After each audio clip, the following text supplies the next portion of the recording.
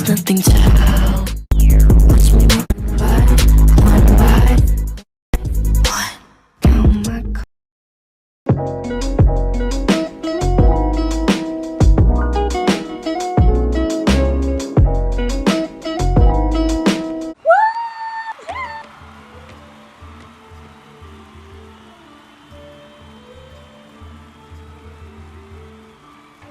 Peace ho! Caesar speaks. Calpurnia? Here, my lord. Stand you directly in Antonio's way when he doth run his course. Antonio! Caesar, my lord. Forget not in your speed, Antonio, to touch Calpurnia. For our elders say the barren touched in this holy chase shake off their sterile curse. I shall remember. When Caesar says do this, it is performed. Set on, and leave no ceremony out. Caesar! Huh! Who calls? Bid every noise be still. Peace yet again. Who is it in the press that calls on me? I hear a tongue, shriller than all the music, cries Caesar! Speak, Caesar is turned to hear. Beware the Ides of March. What man is that? A soothsayer tells you, beware the Ides of March. Set him before me, and let me see his face. Fellow, come from the throne. Look upon Caesar. What sayest thou to me now? Speak once again. Beware the Ides of March. He is a dreamer. Let us leave him. Pass.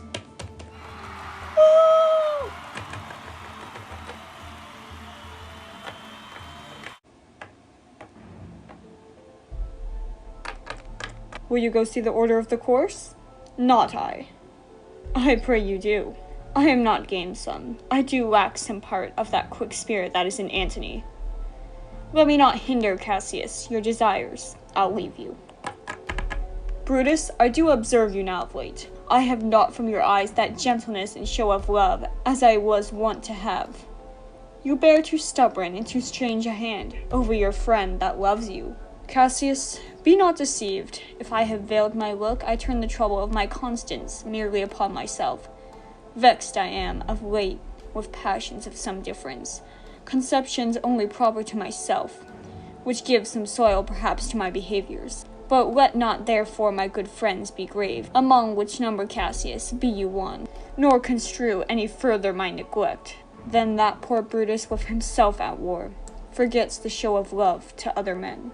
Then, Brutus, I have much mistook your passion, by means whereof this breast of mine hath buried thoughts of great value, worthy cogitations. Tell me, good Brutus, can you see your face? No, Cassius, for the eye sees not itself, but by reflection, by some other things. 'Tis just. And it is very much lamented, Brutus, that you have no such mirrors as will turn your hidden worthiness into your eye, that you might see your shadow, I have heard, where many of the best respect in Rome, except immortal Caesar, speaking of Brutus, and groaning underneath this age yoke, have wished that noble Brutus had his eyes. Into what dangers would you lead me, Cassius, that you would have me seek into myself, for that is which not in me? Therefore, good Brutus, be prepared to hear, and since you know you cannot see yourself, so as by reflection, eye your glass, will modesty discover to yourself that of yourself which you yet know not of. And not be jealous on me, gentle Brutus. Were I a common lotter, or did use to stale with ordinary oaths my love, to every new protester, if you know that I do fawn on men, and hug them hard, and after I scandal them, or if you know that I profess myself in bequeathing to all that rout, then hold me dangerous. What means this shouting? I do fear the people choose Caesar for their king. Aye, do you fear it? Then I must think you would not have it so. I would not, Cassius, yet I love him well. But wherefore do you hold me here so long? What is it that you would impart to me? If it be aught toward the general good, set honor in one eye and death eye in the other, and will look on both indifferently. For let the gods so speed me as I love the name of honor more than I fear death. I know that virtue be in you, Brutus, as well as I do know your outward favor, well, honor is the subject of my story. I cannot tell what you and other men think of this life, but for my single self, I had believed not as lived to be, in awe of such a thing as myself. I was born free of Caesar. So were you. We both have fed as well, and we can both endure the winter's cold as well as he. For once upon a raw and gusty day, the troubled Tiber chafing with her shores, Caesar said to me, "Darest thou, Cassius, now leap in with me into this angry flood and swim to yonder point?" Upon the world, accounted as I was, I plunged in and bade him follow. So indeed he did. The torrent roared, and we did buffet it, with lusty sinews, throwing it aside, and stemming with the hearts of controversy. But ere we could arrive at the point proposed, Caesar cried, "Help me, Cassius, or I sink!" I, as Aeneas, our great ancestor, did from the flames of Troy upon his shoulder to the old Anchises bear, from the waves of the Tiber, did I, the tired Caesar, and this man is now become of God, and Cassius is a wretched creature that must bend his body, if Caesar carelessly, but not on him. He had a fever when he was in Spain, and when the fit was on him, I did mark how he did shake. 'Tis true, this God did shake. His coward lips did from their colour fly, and that same eye whose bend off all the world did lose his lustre. I did hear him groan. Ay, and that tongue of his that bade the Romans mark him and write his speeches in their books, alas, it cried, "Give me some drink, Titius, as a sick girl."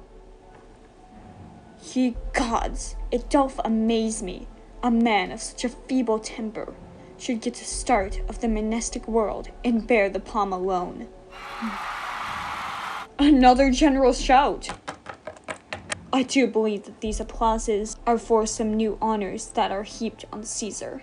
Why, man, he doth bestride the narrow world, like a Cosaurus, and we petty men walk under his huge legs and peep about to find ourselves dishonorable graves.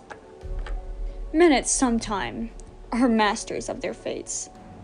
The fault, dear Brutus, is not in our stars, but in ourselves, that we are the underlings.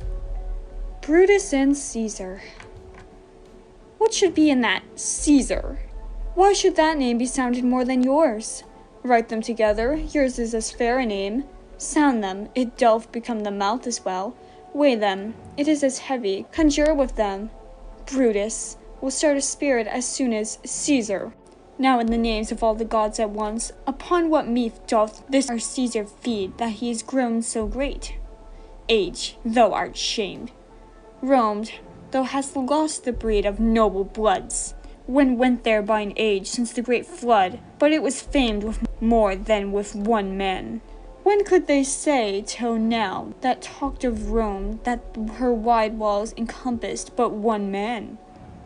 Now it is Rome indeed, and room enough, when there is in it but only one man. Oh, you and I have heard our fathers say, there was a Brutus once that would have kept a brooked and internal devil to keep his state in Rome, as easily as a king. That you do love me, I am nothing jealous. What you would work me to, I have some aim. How I have thought of this and of these times I shall recount hereafter. For this present I would not. So with love I might entreat you, be any further moved. What you have said, I will consider. What you have to say, I will with patience hear and find a time, both meet to hear and answer such high things. Till then, my noble friend, chew upon this. Brutus had rather be a villager than repute himself a son of Rome, under these hard conditions at this time is like to lay upon us.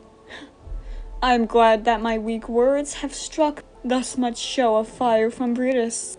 The games are done, and Caesar is returning. As they pass by, pluck Casca by the sleeve. Then he will, after his sour fashion, tell you what hath preceded worthy note today. I will do so, but look on you, Cassius. The angry spot doth glow on Caesar's brow, and all the rest, like a chidden train. Calpurnia's cheek is pale, and Cicero looks with such ferret and such fiery eyes, as we have seen them in the Capitol, being crossed in conference by some senators. Casca will tell us what the matter is.